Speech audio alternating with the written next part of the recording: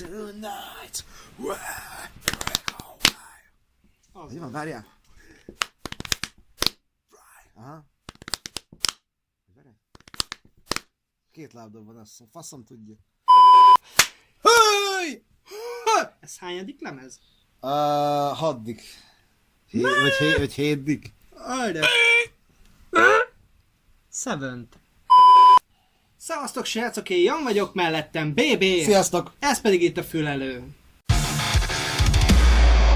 Mai kibeszélőbe elhoztuk nektek a Red 7. nagy lemezét. Deklarációt. És megmondom őszintén, ha átkeresztelnénk ezt a zenekart mondjuk 4 Days Grace-re, Vagy Skillet 2-re. vagy Skillet 2.0-ra. Igen. Esetleg Barnes. Cliff Barnes. Breaking Barnes. Breaking Barnesra igazából én kurvára elfogadnám, mert az első hangtól szinte az utolsóig én azt éreztem, hogy egy korai éres 3 Days Grace lemezt hallgatok. Én tudod mit éreztem rajta kurvára? Hogy a Skillet ugye fölállt a Rise meg a Monster után. Mi volt a 2010 az egyel ezelőtti lemez, ami nem a tavalyi, az Unleashed. Ja igen, mert most a Victory az az Unleashed.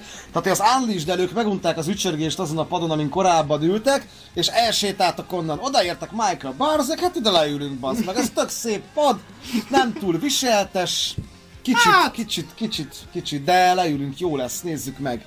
És most ők pihengetnek ott. Nem, ez Skillet szintű a produkció. Én az év egyik legnagyobb pofára esésének mondom ezt a lemezt, mert a Sever és Warvi Made stílusú, meg kaliberű előzetes dalokkal engem nagyon bevittek az erdőbe. De tudod mi a baj a Warvi Made-del? Mi? Hát hogyha ráénekled azt, hogy What I've done, I face myself, akkor pont kijön. És nem csak az jön ki, hanem... Most érdekeltem rá, hogy ott! De és nem csak ez jön rá, hanem a gitár is, meg a zongora is, meg a dob is. Igen. Tehát, hogy az egy akkora koppincs az a dal, mint egyébként az összes többi. És nem akarom bántani a srácokat, mert kurva jól szól a lemez, úgy dörmögnek a gitárok, egyébként kurvára tetszett a hangzás, nagyon-nagyon jól énekel ez a Barnes csávó. Igen, mondjuk, nagyon jó hangja van. Megmondom őszintén, hogy sajnos, ha már a TDG-hez hasonlítjuk, akkor nem az Adam Gontier szintje, hanem a Matt Walsh-nak a szintje, és az meg azért bőven lejjebb van. Mindegy. Nem tudom. De az a baj, hogy így ment végig a lemez, és akkor az első dal, az az It's All Over, akkor a második dal, az a nem tudom mi, a harmadik, az a Drown, és hogy így ment a TDG így mellette, hogy melyiknek a megfelelője. Aztán jött a Linkin Park, aztán az 5-nél, amelyiknél van az a refrén, hogy az meg Word Alive, és így egyszerűen mindenről eszembe jutott valami, amit már ismerek és szeretek és hallottam. Tehát nekem ez volt a hatalmas problémám ezzel a lemezzel. Hogy egy eredeti momentumot nem találtam rajta túl. Hát jó, igen. Talán 2. Van néhány, igen. Nekem ezen még túl is lettem, hogy nincs rajta eredeti momentum, mert figyelembe vettem azt, hogy nekik mi a céljuk ezzel a lemezzel, hogy a Skillet babérjaira törnek. Én tök megérte, mint hogy a Skillet átment már lassan full popba, azt a rockosabb oldalt, amit ők, rockosabb tábort, amit ők maguk mögött hagytak, illetve kicsit magukra hagytak, azt a Red így akarja fölkarolni, úgy érzem. Igen. Tehát én el is túl is léptem azon, hogy már hallottuk itt-ott sok helyen ezeket a frázisokat, de könyörgöm, vagy kevesebb hegedűt, bazd meg. Igen. Én nem tudom, tehát oké, azon nagyjából sikerült túl lennem, mert a Skilletnél megszoktam, ugyancsak sikerült túl lennem ezen, hogy a hegedű az itt nem gics, az itt bazd meg kellék, tehát annak ugyanolyan szerepe van, mint a gitárnak, de az, hogy a Michael Bars minden áldott, kibaszott dal végén úgy érzi, hogy be kell szarnia az erőködéstől, hogy egyet üvöltsön, bazd meg, csak azért, hogy legyen, vagy hogy ellenpontozza azokat a szájba vert hegedűket, csak azért ne legyen hegedű, hogy a Bars találhasson okot az üvöltözésre, a műkeménykedésre, könyörgöm. Mert kb. Ez olyan szinten komoly, mint amikor a Csipa néha elüvölti magát egyszer-kétszer, baszki. Azt is körülbelül ugyanannyira hiszem el, mint Michael Barsnak. Hogy most és így nyomja. De jó, csak az a baj, hogy a csipa ilyeneket tud, ez meg legalább néha tud jókat üvölteni. Igen, igen, jó, néha tud, de amikor minden dalba tudsz néha egyet, minden Jó, dal persze, végén, persze. akkor azért én már harmadik dal végén írtam föl, hogy gecire untam. A Caterize egyébként nagyon jó Igen, refrén, az és jó nagyon dal. jó dal, de ott tűnt föl, hogy azért itt is van ez a műkemény üvöltöző. Nem szólt neki senki, bassz meg, komolyan. Rob Graves a producer nem szólt, nem tudom ki ő egyébként, Fogalmam nem ismerem, nem nincs. ismert producer, de nem szólt neki, miért nem szólt neki, hogy hallod? Ez már volt ezelőtt is, ezelőtt is. Már Igen. valami mást, egy kicsit könyörgöm, de tényleg, és az egész lemezen így megy végig. Ja.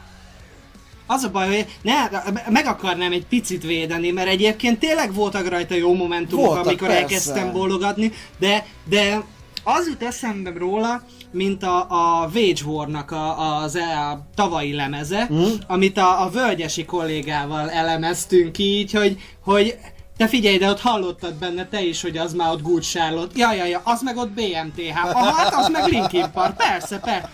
Ja, az a Cliff, az meg egy az egybe Architects, igen. És hogy pont ugyanez megy Igen. itt is, hogy így nem tudom, akkor játsszál tribütöt, vagy én nem tudom, hát... Akkor játsszál! Nem, de tényleg, tehát most azért relatíve, nem akarom én a munkájukat így degradálni, mert tényleg az, hogy leülsz és összeraksz egy 10 dalos lemez, az kibaszott nagy munka, és iszonyatos erőfeszítést igényel a tagoktól megírni, Igen. följátszani, előadni, Igen, begyakorolni, stb. Tudjuk mindannyian. Viszont az, hogy tényleg nem tartalmaz eredeti gondolatot, vagy nagyon minimálisat, és az mondjuk a banda neve meg a címe Igen, a lemeznek, igen. az azért úgy kurva gáz tud lenni. Igen. Én egyébként a lemezről a végkonklúziómat azzal a mondattal vontam meg, hogy ültess lesörözni a Cooper házas párt, a Skilletből. Cooper pár. Cooper párt, Végre igen. kimondani is ki tudom, nem csak leírva. A per párt? Igen, a per párt. Per patvar. Jaj. A Cooperéket, Hans Zimmert, meg mondjuk egy Sullivan Staind-szerű ilyen, Na meg a Staind, ilyen az volt, másod-harmad korszakos post-grunge csapatot, vagy nu metal, vagy post-grunge, nem tudom milyen csapatot, és körülbelül ezzel a lemezzel, körülbelül a Declaration-nel a hónuk alatt fognak fölállni az asztaltól. Egész biztos vagyok ebbe. Ja, plusz még nyakon öntve ugye egy kis Rómeó és Júlia musicallel, de nem a klasszikus, hanem az a nadrág csusszon ágyudőren, az a gagyi buzis, tudjátok, na azzal a verzióval. Nagyon sokszor ott éreztem magam, mint hogyha ülnék a színházba, és hogy jó, madács, 2000 faszom tudja mennyi, 3, 4, és ott ülök, és így, jó, oké, rendben van. Köszönjük szépen, következő jelenet, igen. De amúgy tényleg, tehát, hogy nagyon sok helyen, mert jó ez a lemez, amíg nem nézem mögé.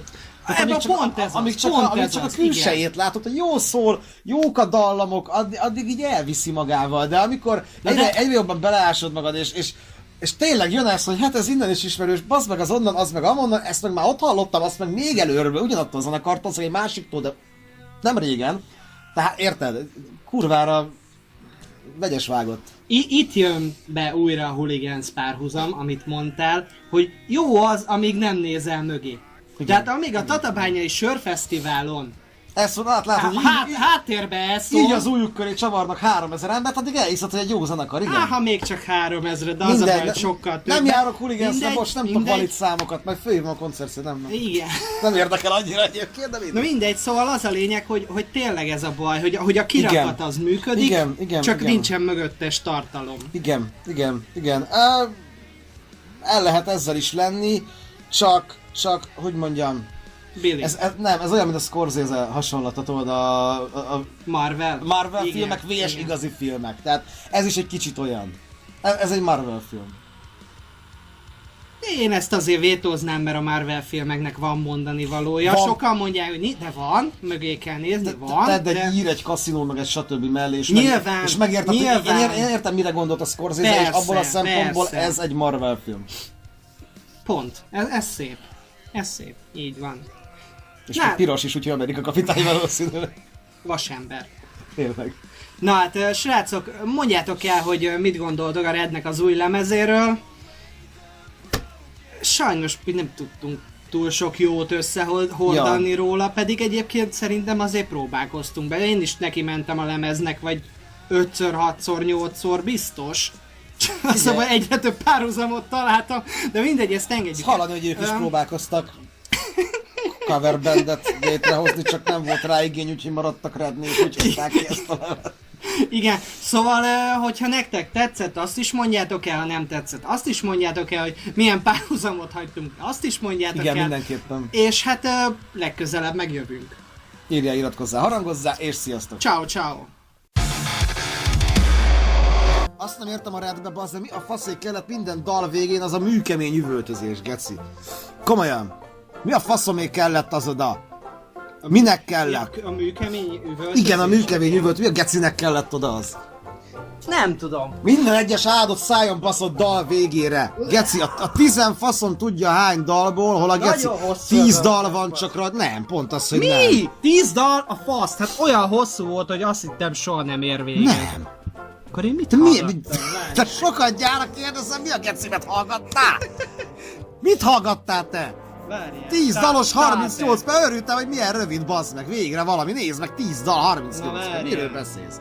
Tényleg 10 de te megint milyen deluxe japán faszom 3 CD-s edition szedtél le, bazd meg? 5, 6, 7, 8, 9, 10. Nem, akkor ez a bajom, hogy 10 dalba éreztem azt, hogy soha nem ér véget. Ez a baj. Viszont már baj. Ez a baj. Viszont már baj nagyon.